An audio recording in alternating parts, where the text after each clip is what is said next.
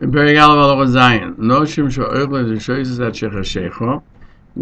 who eat and drink mamish until the last minute, they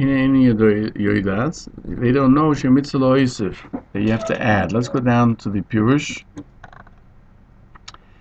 You have to add from the choil ala kodesh, from the secular to the holy. Ein v'macham yodon. You do not tell them to stop. You don't admonish them to stop.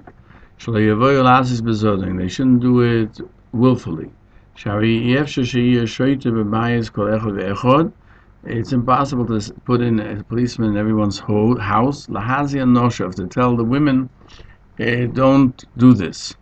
Meaning that even when the Klal Yisrael was in charge of everything, the Sanhedrin would put policemen in every place to make sure that things wouldn't happen that were forbidden. As we learned in Hilchos Yom HaKippurim, the Bezin has to stand guards to make sure in the Chagim that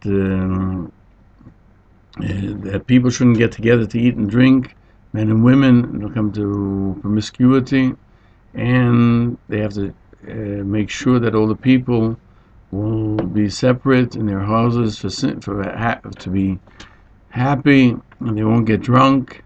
Maybe they'll do averos. Today we can't do that. So we don't stop women who eat till the last minute of mamish before Yom Kippur. This is a rule. Permit them, leave them alone. So even if they transgress, it's only unwillfully rather than willfully. The Maggid Mishnah cites Beya 30b, that the addition of Yom Kippur is deraisa, as we learned earlier, that Me'erev ad Erev Tishbezu Shabbatchem. The Gemara explains that even if women transgress on the deraisa, one should not admonish them, because even we'll say that they transgress on the deraisa because it's better that they should be unintentional rather than intentional. In every instance that you have in the Torah where it's not clear and people don't realize it, and therefore they assume they can eat to the last minute, you don't tell them otherwise if they're not going to accept it, and you can't be sure they'll abide by it. So we find the Shulchan Aruch in 608. The Rambam would seem till at night there's no necessity to admonish them because it's only an addition to the day. So we have to point out, we learned that before nightfall, Ben Hashmoshes, it's forbidden to eat and drink because maybe it's night and not because of addition. And therefore the Rambam should have written till Ben Hashmoshes. The Magen Avraham writes in the name of Marshal that if Chalila he found them eating and drinking after what we call sunset, there one does have to admonish them. What does it mean until nightfall? It doesn't mean like usually when we say nightfall, when the stars are out, but as soon as sunset.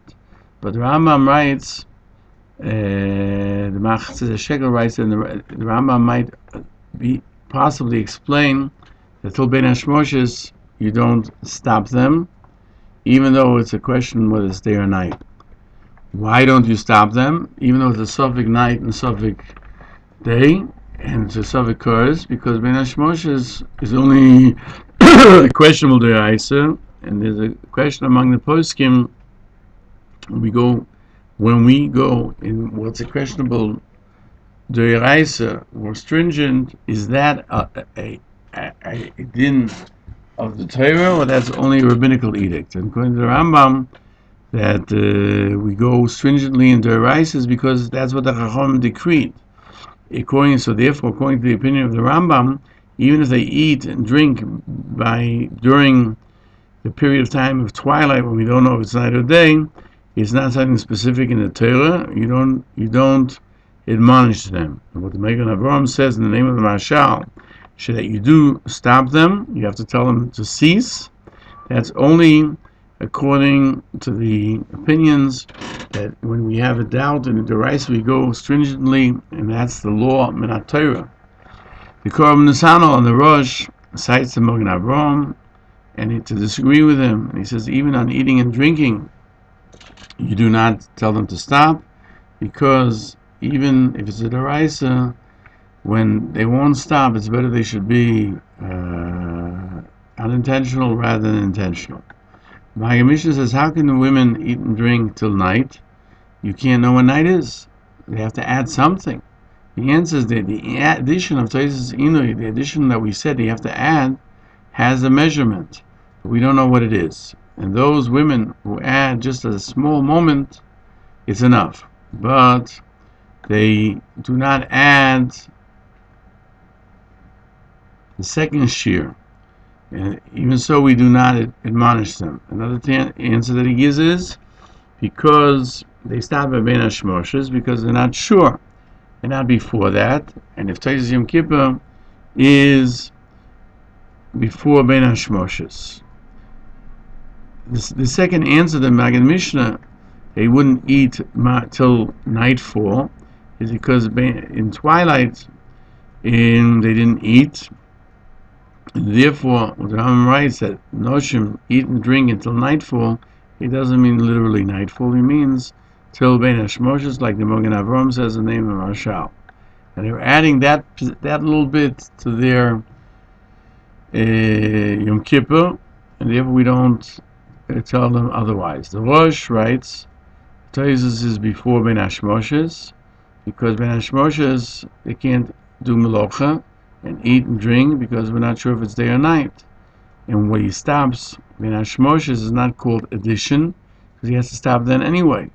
Only before Ben HaShmoshes, which is, how much is Ben HaShmoshes? That's a walking 1,500 amo before nightfall. He has to add from the secular day of the 9th to the 10th, which is of Yom Kippur.